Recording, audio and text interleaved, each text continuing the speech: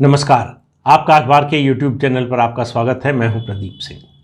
मई में जब से पश्चिम बंगाल में ममता बनर्जी की भारी जीत हुई है विधानसभा चुनाव में, तब से विपक्षी एकता की तमाम कोशिशें हो रही हैं, तमाम प्रयास हो रहे हैं, अलग अलग स्तर पर जो है अलग अलग नेता कर रहे हैं।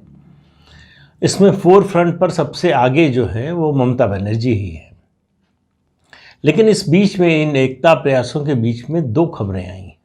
एक 2-3 दिन पहले ममता बनर्जी का बयान आया, जब उनके भतीजे अभिषेक बनर्जी को ईडी ने बुलाया पूछताछ के लिए और उस पर विपक्ष के दूसरी पार्टियों के नेताओं का कोई बयान नहीं आया, तो उन्होंने कहा कि शरद पवार, मुलायम सिंह यादव और कांग्रेस ये सेंट्रल एजेंसी से डर सकती है, मैं नहीं डरती, तृणमूल कांग्रेस नहीं डरती।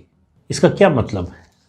अगर वो ये बात कह रही हैं कि ये तीनों पार्टियों का मतलब नाम लिया उन्होंने, कांग्रेस, समाजवादी पार्टी और एनसीपी, कि ये सेंट्रल एजेंसी से डर कर बीजेपी के खिलाफ मुखर नहीं हो रही, या बीजेपी के खिलाफ जिस तरह की एकजुटता होनी चाहिए वो नहीं दिखा रही है। एक दूसरा बयान आया कल एक पोर्टल को इंटरव्यू देते हुए मराठी में। शरद पवार ने कांग्रेस पार्टी की तुलना उस जमींदार से की जिसकी ज़मीन तो सब चली गई है और उसका जो महल था उसकी मेंटेनेंस की भी उसकी हैसियत नहीं रह गई है, लेकिन वो रोज़ सुबह उठता है और देखता है ज़मीन, वो कहता है सब मेरी थी, आज नहीं है, ये इसका एहसास नहीं है उसको। तो सब कुछ गंवा के जो है होश में नहीं आ रहा है, मतलब वास्तविकता का एहसास नहीं हो, ज़मीनी सच्चाई जो है उसको स्वीकार नहीं कर रहा। वो कह रहे हैं कांग्रेस पार्टी के लिए। वैसे बात तो शरद पवार की बिल्कुल ठीक है। कांग्रेस अतीत जीवी हो गई है, उसको लग रहा है कि हम इतनी बड़ी पार्टी थी, देश की सबसे बड़ी पार्टी, इतने साल हमने राज किया, हम छोटे कैसे हो सकते हैं। वो इस बात को अभी तक 7 साल में स्वीकार नहीं कर पाई है कि वो भारतीय जनता पार्टी से छोटी पार्टी हो गई है। 2098 से 2004 के बीच में भी थी, लेकिन लगभग बराबरी का मामला था, बहुत ज़्यादा अंतर नहीं था, इसलिए लगता था कि हम फिर आ सकते हैं। अब वो जो राजनीति जिस तरह से चलती थी कि 5 साल कोई पार्टी सत्ता में रही, उसके बाद जो है उसके खिलाफ नाराज़गी होगी, लोग बदल कर दूसरी पार्टी को ले आएंगे, वो ज़माना चला गया। पहले भी मैंने कहा कि पिछले 20-25 सालों से जो मतदाता है वो एंटी इनकम्बेंसी से ज़्यादा प्रो इनकम्बेंसी पर जो है वो ज़्यादा जोर दे रहा है कि अगर सरकार ठीक दिशा में जाती हुई दिख रही है तो उसको और मौका मिलना चाहिए। अब इन दोनों का मतलब, एक और बात कही शरद पवार ने, कहा कि कांग्रेस पार्टी अपने नेतृत्व को लेकर बहुत सेंसिटिव है। ये जवाब उन्होंने इस सवाल के जवाब में दिया कि क्या विपक्ष की एकता राहुल गांधी को नेता बनाकर हो सकती है। सीधा जवाब नहीं दिया। राहुल गांधी के नेतृत्व को लेकर विपक्षी दलों में एक जो नेगेटिविटी है, एक जो नकारात्मक भावना है, या बल्कि कहें उससे ज़्यादा एक जो अविश्वास की भावना है, वो कम होने की बजाय बढ़ती जा रही है। शरद पवार साथ में ये भी कह रहे हैं कि कांग्रेस पार्टी आज भी सबसे बड़ी पार्टी है, दूसरी सबसे बड़ी पार्टी है, देश भर में उसका संगठन है, इसलिए उसको अलग करके किसी विपक्षी एकता की बात नहीं हो सकती। ये बात तो ठीक है, लेकिन उस पार्टी का क्या करें जो 2 साल से अपना अध्यक्ष नहीं चुन पाई है, और बहुत जल्दी कोई चुन पाएगी किसी को, इसकी भी संभावना नहीं लग रही है। और शरद पवार उससे आगे जाकर कहते हैं कि ये भी विश्वास नहीं है कि अगर कोई नीति कार्यक्रम बने तो उसको कांग्रेस पार्टी ठीक से लागू कर सकती है। अब आप देखिए कि अभी महीने भर पहले जो लोग कह रहे थे कि 2024 का प्लान बना रहे हैं, मोदी को कैसे हराना है, इसकी योजना बन रही है, उनके अपने घर में क्या हो रहा है। तो ये जो अभी मैंने 3-4 दिन पहले एक वीडियो किया था जिसमें कहा था कि क्यों विपक्षी एकता नहीं हो सकती, अगर हो गई तो कामयाब नहीं हो सकती।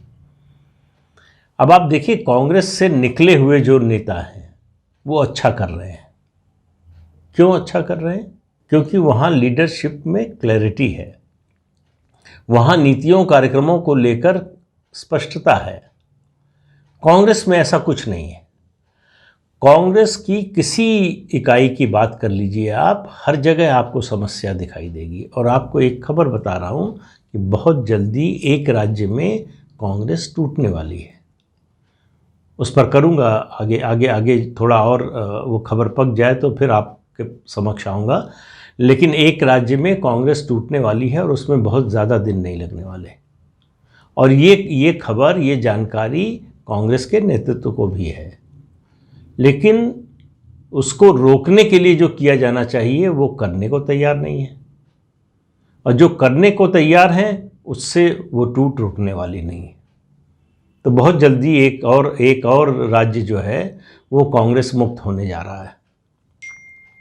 क्योंकि समस्या ये है कि कांग्रेस पार्टी में जो भी जनाधार वाला नेता है, जो भी थोड़ा मजबूत नेता है, वो हाईकमान को मंजूर नहीं है। राहुल गांधी के बारे में तो अब कुछ कहना बड़ा मुश्किल हो गया है। वैष्णो देवी की यात्रा के बाद उन्होंने जिस तरह के बयान दिए, समझ में नहीं आता है कि वो कहना क्या चाहते थे भाई। वो कह रहे हैं कि माँ दुर्गा और जो है वैष्णो देवी की ताकत कम कर दी है बीजेपी ने। तो इस तरह की बात आप इसकी कल्पना कर सकते हैं? चुनाव से पहले मंदिर जाना शुरू करेंगे, लेकिन यहाँ दिल में तो है नहीं, तो जबान से जो निकलता है वो नकली नजर आता है। इतना बड़ा त्यौहार गणेशोत्सव का राहुल गांधी के ट्विटर हैंडल से भी बधाई का संदेश नहीं आया। तो कुल मिलाकर ये है कि जो लोग विपक्षी एकता की बात कर रहे हैं उनको भी समझ में आ रहा है कि ये हांडी सिरे चढ़ने वाली नहीं है, इसमें कुछ पकने वाला नहीं है। पकाने की कोशिश भले करते रहें, लेकिन वो पकेगा नहीं।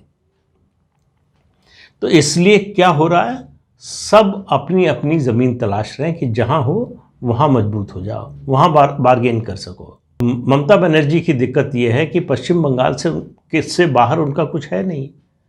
42 सीटों पर ही उनका जो है साम्राज्य है, और उसमें भी 18 सीटें तो बीजेपी ले गई है। बीजेपी प्रमुख प्रतिपक्ष की पार्टी के रूप में उभरी है। तो उनकी समस्या ये है कि कांग्रेस लगातार घटती जा रही है और बीजेपी लगातार बढ़ती जा रही है। बीजेपी आप देखिए 7 सालों में एक तरह से पूरा कायाकल्प कर लिया। इससे पहले की जो बीजेपी थी वो अपने विचारधारा के जो कोर इश्यूज थे उनको लेकर एक तरह से डिफेंसिव हो गई थी।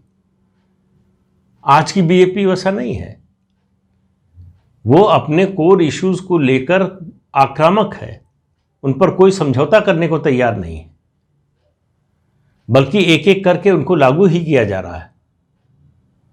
तो ये फर्क जो है कांग्रेस और बीजेपी में है। जो लोग विपक्षी एकता की बात कर रहे हैं वो बहुत ध्यान से ममता बनर्जी और शरद पवार के बयानों को सुने। ये दोनों जो कुछ कह रहे हैं, आप देखिए राज्यों में आप देख लीजिए कि जो भी पार्टियां हैं, जो सत्ता में है उसकी हमेशा कोशिश होती है कि किसी न किसी तरह से वो केंद्र में जो सरकार है उसके करीब रहें। और इसके अलावा जो एक पार्टी दिखाई दे रही है आगे बढ़ती हुई, आम आदमी पार्टी, वो दुनिया की सबसे विचित्र पार्टी है, जिसका कोई ईमान धर्म नहीं है। वो कोई भी स्वरूप धारण कर सकती है, वो धर्मनिरपेक्ष भी बन सकती है, वो सांप्रदायिक भी बन सकती है, वो हिंदू परस्त भी बन सकती है, वो मुस्लिम परस्त भी बन सकती है, कुछ भी बन सकती है। वो खालिस्तान समर्थक तत्वों से समझौता भी कर सकती है, उनके साथ भी जा सकती है। तो इसलिए अरविंद केजरीवाल को लेकर दिल्ली से बाहर लोगों को कुछ समझ में नहीं आ रहा है कि ये शख्स है क्या, करना क्या चाहते हैं। तो मुश्किल ये है कि अगर लोग विकल्प तलाश रहे हों, और मैं विकल्प की बात अभी तो बीजेपी की कर ही नहीं रहा हूँ, अभी विकल्प की बात कांग्रेस की कर रहा हूँ। राज्यों में कांग्रेस जिस तरह से लगातार जो है कमज़ोर होती जा रही है, उसको उस जगह को भरने के लिए कोई ना कोई पार्टी सामने आएगी ही, कोई ना कोई राजनीतिक दल, राजनीतिक शक्ति आएगी ही। वरना वही होगा जो गुजरात में हो रहा है। गुजरात में 1995 से लगातार, बीच में 1-1.5 साल का समय था जब शंकर सिंह वाघेला और राष्ट्रपति शासन लगा, वाघेला मुख्यमंत्री बने, लगातार बीजेपी सत्ता में है, जबकि वहाँ दो ही पार्टियाँ हैं, कांग्रेस और भाजपा। और कांग्रेस तो 1990 से सत्ता से बाहर है वहाँ से, जब जनता दल और भाजपा की मिलीजुली सरकार बनी थी। तो इसलिए कांग्रेस की स्थिति को देखते हुए विपक्षी एकता की जो बातें हो, कांग्रेस के बिना विपक्षी एकता हो नहीं सकती, क्योंकि 20%, 19-20% वोट अब भी उसके पास है, और कांग्रेस के साथ विपक्ष खड़ा होने को तैयार नहीं है। कुल मिलाकर विपक्षी दलों के जो नेता हैं, जो चाहते हैं विपक्षी एकता हो, उनकी मंशा, उनके बयानों पर नज़र डालिए तो 2-3 बातें उभर कर आती हैं। एक, विपक्षी एकता के लिए कांग्रेस का साथ जरूरी है। दूसरा, कांग्रेस के इस नेतृत्व के साथ विपक्षी एकता का कोई मतलब नहीं है। तीसरा, कांग्रेस गांधी परिवार से बाहर के नेतृत्व को स्वीकार करने के लिए तैयार हो। अगर वो ऐसा करती है तब तो कोई गुंजाइश बनती है, अन्यथा वो गालिब का शेर है कि हमको मालूम है जन्नत की हकीकत, लेकिन दिल के बहलाने को गालिब ख्याल अच्छा है। तो विपक्षी एकता का वही हाल है कि उस विपक्षी एकता की जन्नत की हकीकत सबको पता है, लेकिन सब उसकी बात कर रहे हैं। क्यों कर रहे हैं? क्योंकि उनको लगता है, ये मतलब बल्कि कहिए कि वे स्वीकार कर चुके हैं मन में, भले ही सार्वजनिक से ना बोलें, कि मोदी को हराया नहीं जा सकता। अब उनकी सारी कोशिश इस बात की है कि मोदी से लड़ा जा सकता है क्या, इतनी ताकत हम जुटा सकते हैं क्या कि मोदी से लड़ सकें। सवाल सिर्फ इतना ही है। विपक्षी एकता, मैं पहले भी कह चुका हूं, अब भी कह रहा हूं, ये परिस्थिति बनी रही तो आगे भी कहूँगा, वो एक मृग मरीचिका है। जितना नज़दीक आएंगे आपको मालूम होगा कि यहाँ पानी नहीं है। तो इसलिए विपक्षी एकता को लेकर जो खबरें आती हैं, उनसे जो लोग बीजेपी को हराना चाहते हैं वो बहुत उत्साहित ना हो, क्योंकि ये कोशिश जो है वो अंजाम तक पहुँचने वाली नहीं है। आज के अंक में इतना ही, अगले अंक में फिर मिलेंगे किसी नए मुद्दे के साथ। तब तक के लिए इजाज़त दीजिए, नमस्कार।